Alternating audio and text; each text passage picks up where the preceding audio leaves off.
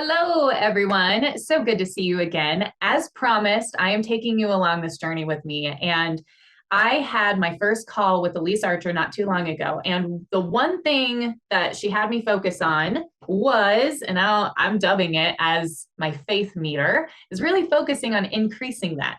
And because she asked me, like, on a scale of 1 to 10, where are you at in your faith, your journey there? And I told her that I'm at an 8. And she asked, what would it take to get you to a 10? And I said, well, honestly, probably building back my 15 to half hour morning routine with my Bible study. I have an awesome Bible study I'll put in the description so that way if anybody cares to go get it, I am in love with it. It is so fantastic. It makes you think of things that you've never even thought of before. And it's awesome. If you have any questions about it, feel free to message me. I will tell you more. So I told her doing that in the morning again. And then honestly, here in Gillette, I'm not a stranger to church hopping, and I just have not found a church that is going to work for me here yet. There's always opportunities out there.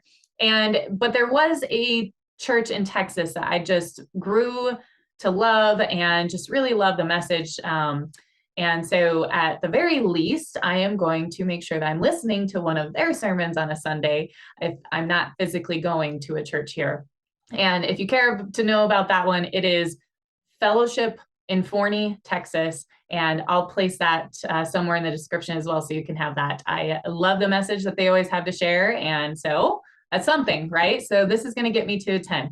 That is what I have been focusing on. The only thing really, other than like brainstorming a lot of things. And so with that in mind, you all know that I have been reading this book, The Power of One More by Ed Milet. I finished it on my travels back to Wyoming, and I am ready to start it again because there is so much to unpack in this book, especially with how intentional I'm being about it. And one of the words in there that I love and have really started to own is equanimity. Okay. And if you don't know that word, look it up. I had to too, and I'm not going to spoil it. If you really care to know, look it up and you won't be disappointed. It'll be something that you're like, wow, equanimity, how can I practice that? Again, if you want to talk more about it, shoot me a message. I'll tell you more. However, the focusing on my Bible study in the morning and then really just owning the word equanimity, you guys, subconsciously, there are things happening inside that I did not know about inside, right?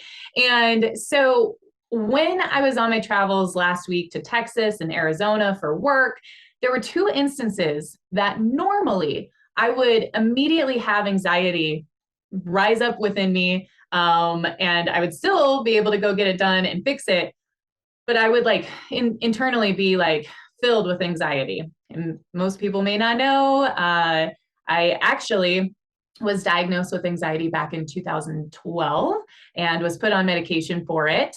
Today, I have really been working on not having to use that medication. And what happens to me when I get overly anxious and like basically having panic attacks is I don't feel like I can breathe. That makes you want to have a panic attack even more, right?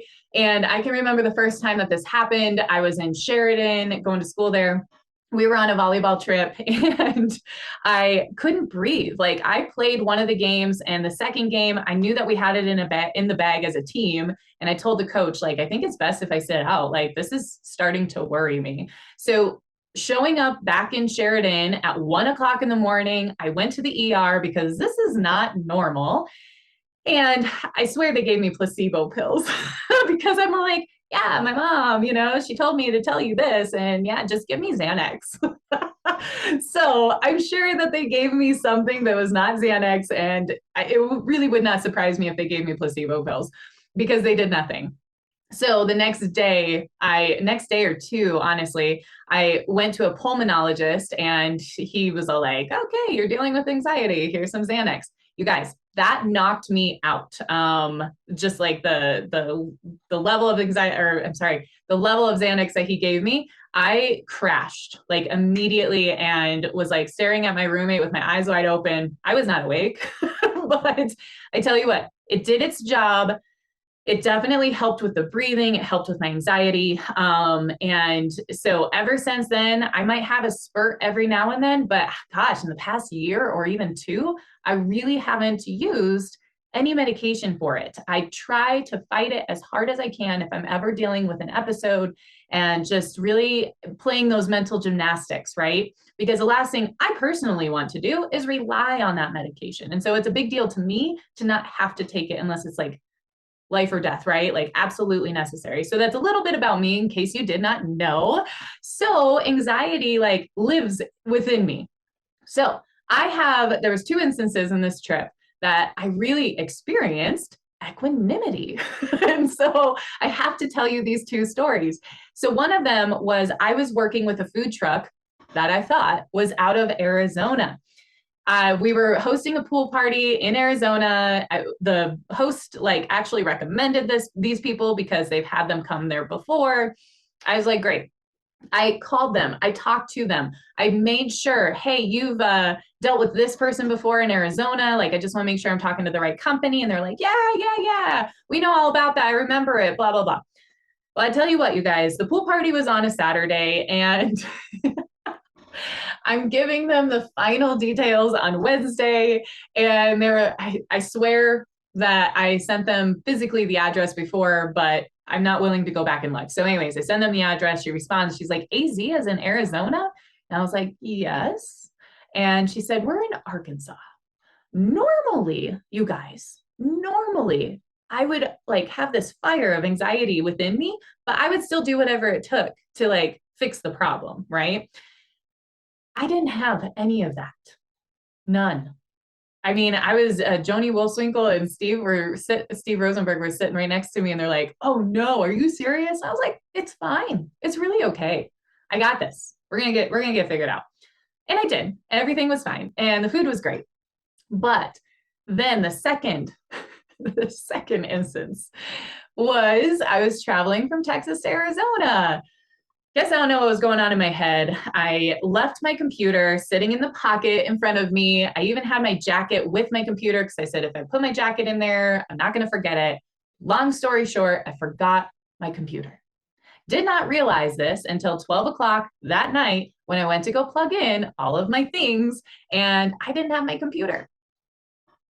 Try going to sleep on a regular basis when your computer's out there and you're like, crap, I need to change all of my passwords. Like, where is it? Did I leave it in the lift? Did I leave it in the airplane? I don't know. But I will tell you, and this is not going to be intentionally preachy to you or anything, but I was like, you know what? I'll change the passwords I can change. And I just prayed and I literally told God, I said, I leave this in your hands. Like I am laying this down at your feet. I'm not going to worry about it. And tomorrow we will go through the process of reaching out to everybody I can and just see what happens. But I was able to go to sleep fairly quickly, you guys, which was strange. And in the morning, I just had this really like weird sense of just peace and like okayness.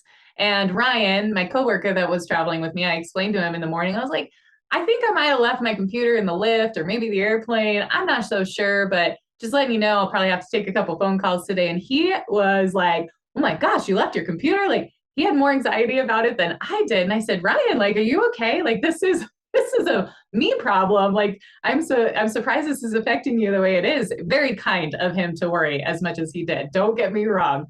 But it just made me realize the difference between the way I was reacting, and it was my own personal computer, versus the way that he was reacting. And by the grace of God, you guys, long story short, the Lyft didn't have it. I, was talking to some of the vendors at the Arizona State Conference, and they told me like put in a lost and found to the airline. And what would you know? I got an email from the airline. And so because I just thought it was an autoresponder, like, hey, yeah, we got your inquiry about your lost item. I didn't even look at it. But then I received a text message saying, hey, like, we found your computer. It was, oh my gosh, it was the stewardess, like the flight attendants, you guys, like they found my computer and I didn't even know that this was on my desktop, but when you open my computer, yes, it asks you to put in a PIN. thank God. But then it also had my work email address. So they emailed me, and because my vacation mode was on, it emailed them back. Well, in my signature, my phone number is there. So they texted me. You guys, like, what a blessing. Yes, I had to travel back to the airport just to get my computer, but I didn't have to go through the headache of trying to get this the way somebody normally would. And these three ladies, I don't know if they have a clue of how I just saw them as angels in my eyes. And they made it work to where whenever they landed and they were, leaving the airport, we met up and they were able to give me my computer. And I was just so thankful. And it really made me think and reflect because, like I said, you guys, I am an anxiety ridden person. It doesn't take much.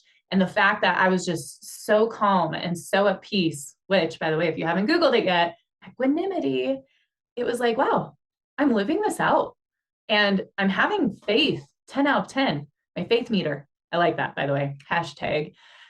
And it was just a great example to what you can do when you're very intentional about making changes in your life. And subconsciously, I was making these changes, and the way I reacted to certain experiences, like, just proved it. And I'm blown away, and it's awesome.